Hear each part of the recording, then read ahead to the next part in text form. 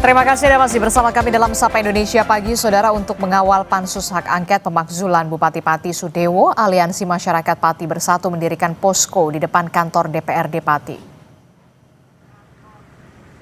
Posko dibuat warga untuk menerima pengaduan masyarakat soal kebijakan Bupati.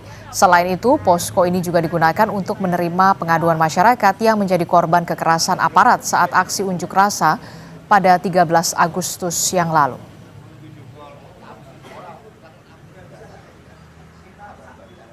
Harapannya ya untuk mempercepat kasus hak angket dari DPRD ini agar pelanggaran Mbak Pati Sudewo segera terjadi.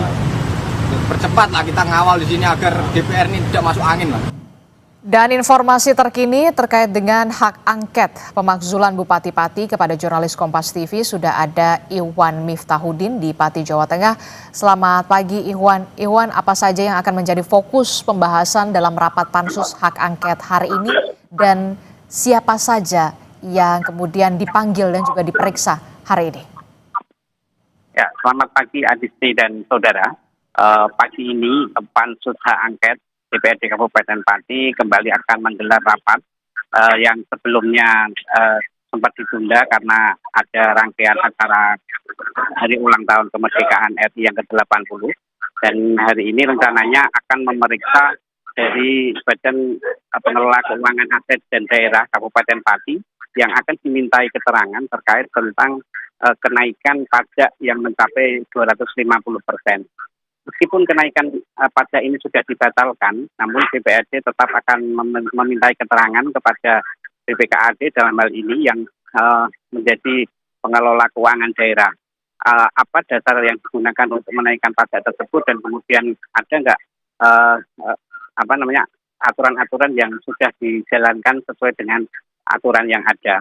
Selain BPKAD, rencananya juga akan dipanggil dari camat, perwakilan camat dan kepala desa, yang dalam hal ini juga menjadi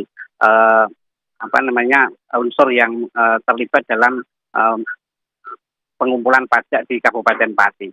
Tapi perlu diketahui saudara bahwa hak angket ini atau pansus hak angket ini itu sudah bekerja sejak tanggal 13 dan 14 Agustus kemarin. Pada pansus pertama kemarin yang tanggal 14 itu, pansus sudah memanggil berbagai pihak, diantaranya dari direksi rumah sakit, kemudian dari ex-karyawan rumah sakit sebanyak 220 yang di PHK secara sepihak. Dan nantinya hasil-hasil temuan ini akan dikumpulkan, dirangkum, dan kemudian dijadikan dasar untuk nantinya pansus ini merekomendasikan atau mengirimkan kepada MA. Seperti itu, Adisti. Oke, jadi Anda menyebutkan tanggal 14 Agustus kemarin memang pansus sudah memanggil pihak dari pimpinan RSUD Suwondo, kemudian juga dan hari ini ada BPKAD, begitu ya, Badan Pengelola Keuangan Aset Daerah, untuk dimintai penjelasan soal bagaimana kebijakan kenaikan pajak hingga 250% yang sudah dibatalkan. Nah, kapan sebenarnya? Ini yang jadi pertanyaan, kapan sebenarnya DPRD akan memanggil sang Bupati Pati Sudewo? Ya, terkait tentang pemanggilan Bupati ini sendiri, Ketua Pansus beberapa waktu lalu menyampaikan bahwa kemungkinan akan dipanggil. Namun kapannya ini DPRD masih berhati-hati, artinya DPRD berupaya mengumpulkan dahulu bukti-bukti atau data-data dari aduan-aduan masyarakat. Setidaknya ada 12 poin aduan yang kemarin disepakati untuk dibahas dalam pansus ini. Kalau kita hitung dari kemarin baru kasus RSUD, yang kemudian hari ini kasus tentang kenaikan pajak, kemudian nanti di hari ketiga baru membahas tentang persoalan regrouping dan mutasi pejabat. Nah, ini kemungkinan juga masih akan lama, Adisti.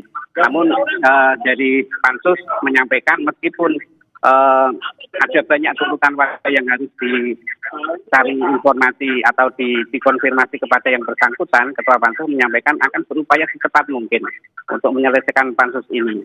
Dan perlu diketahui untuk peta pansus ini di DPRD Kabupaten Pati bahwa Bupati Sudewo ini memang didukung oleh 6 partai yang ada di parlemen, dengan kursi ada 20 kursi.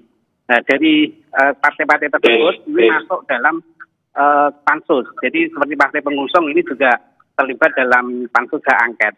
Jadi seperti apa nanti hasil dari pansus ini kita akan ikuti bersama dan awasi bersama, Adisti. Oke, Iwan, pertanyaan saya selanjutnya, di mana keberadaan sang bupati ini, Bupati Pati Sudewo, setelah kemarin sudah tidak hadir, begitu ya, katanya sakit, kalau sakit dirawat di mana? Sudah ada informasi atau kabar soal ini? Ya, memang yang jadi pertanyaan masyarakat sejak tanggal 13 Agustus kemarin ini, Bupati Sudewo belum memunculkan diri atau menampakkan diri ke publik, dan ini menjadi pertanyaan banyak warga.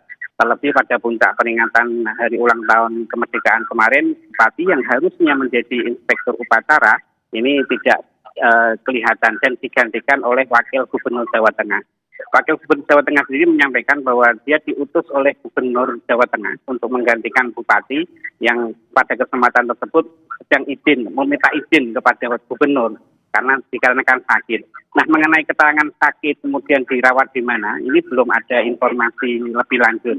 Jadi kami yang ada di Kabupaten Pati ini juga masih mencari-cari informasi apakah beliau itu dirawat di Pati atau di luar Pati. Ini belum ada informasi yang valid seperti itu, Adisti. Oke, karena memang keberadaannya belum diketahui, lalu bagaimana dengan tugas-tugas? Apakah kemudian sudah didelegasikan kepada Wakil Bupati atau seperti apa?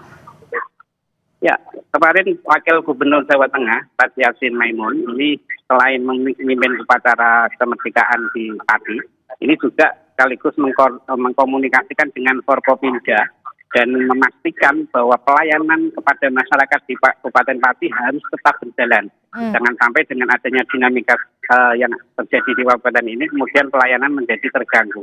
Dan untuk petugas sementara yang ditunjuk menggantikan Bupati ini adalah Wakil Bupati Pati, Wisma Chandra, yang nantinya mereka akan Wakil Bupati ini akan mengambil tugas-tugas Bupati yang agar melayani masyarakat Pati tidak terganggu, pelayanannya tidak terganggu. Adisti. Oke, baik, ini pengawasan masih terus dan juga pengawalan masih terus dilakukan oleh masyarakat Pati. Terima kasih informasinya jurnalis Kompas TV Ihwan Miftahudin melaporkan langsung dari Pati, Jawa Tengah.